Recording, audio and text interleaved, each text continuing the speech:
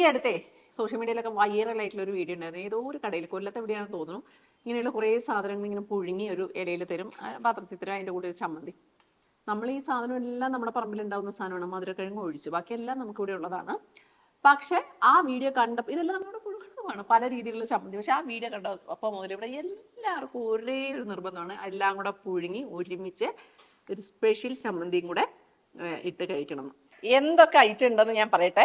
നല്ല ഒന്നാം തരം കാച്ചിലുണ്ട്, മധുരക്കിഴങ്ങുണ്ട്, ചേനയുണ്ട്, നല്ല വിളഞ്ഞു പഴുത്ത നാടൻ ഏത്തപ്പഴമുണ്ട്, കപ്പയുണ്ട്, വിളഞ്ഞു മൂത്ത് പഴുത്ത നമ്മുടെ മത്തങ്ങയുണ്ട്, നല്ല ഒന്നാം തരം ചേമ്പുണ്ട്. ഇത്രയും സാധനങ്ങളാണ് ഉള്ളത്. നല്ല എണ്ണയിൽ മൂപ്പിച്ച് എണ്ണ തെളിഞ്ഞ നല്ല ഒന്നാം തരം ചമ്മന്തി.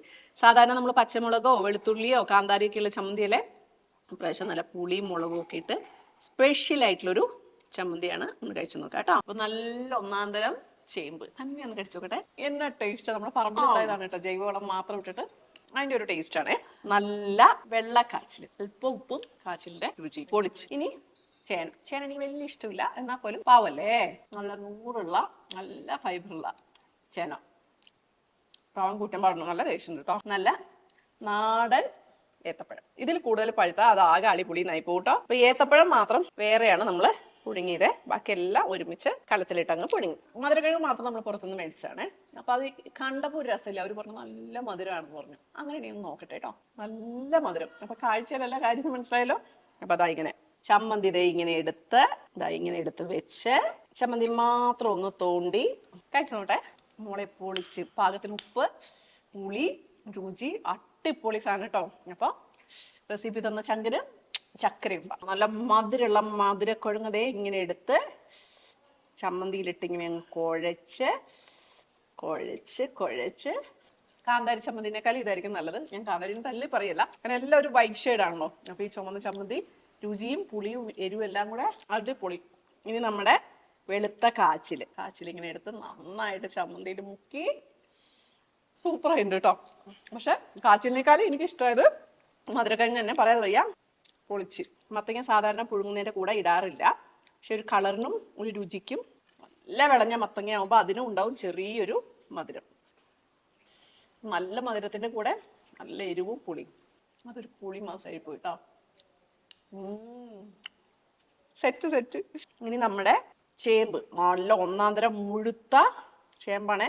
അതൊക്കെ ഇങ്ങനെ നമ്മുടെ ചുമന്ന ചമ്മന്തി അങ്ങ് പരട്ടി ഇങ്ങനെ എടുത്ത് വേറെ ലെവലാണ്.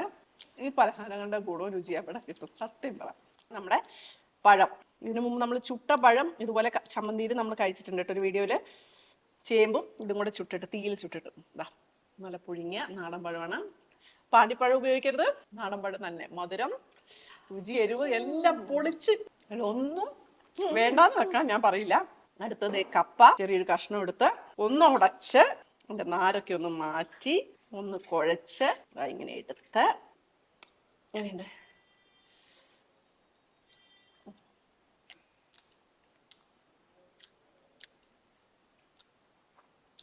സ്വർഗം കണ്ട് മക്കളെ. എല്ലാം ഇവിടെ സാധനം കുറച്ചുണ്ട്. ഞാൻ ഒരു കാര്യം ചെയ്യാൻ പോവാം, എല്ലാം കൂടെ അങ്ങോട്ട് കുഴയ്ക്കാൻ പോവാം. ഒരു കൂട്ടുപുഴുക്കായിക്കോട്ടെ. നമ്മുടെ ചേന, ചേമ്പ്, മധുരക്കിഴങ്ങ്, നല്ല നാടൻ ഏത്തപ്പഴം, കാച്ചില്, മത്തൻ എല്ലാം കൂടെ ദാ ഇങ്ങനെ എടുത്ത് കുഴച്ചു. അതിന്റെ മുകളിൽ കുറച്ചും കൂടെ ചമ്മന്തി ഇങ്ങനെ ഇട്ട് ഇതുപോലെ ഒരു ഉരുളെടുത്ത് ഒരു സാധനം മിസ്സിംഗ് ആണ്, എന്താണെന്നറിയാം, നല്ല കട്ടൻ കാപ്പി. അത് നിങ്ങൾ ഉണ്ടാക്കി കുടിച്ചാൽ മതി, എനിക്ക് വയ്യ, ഞാൻ മടുത്തു.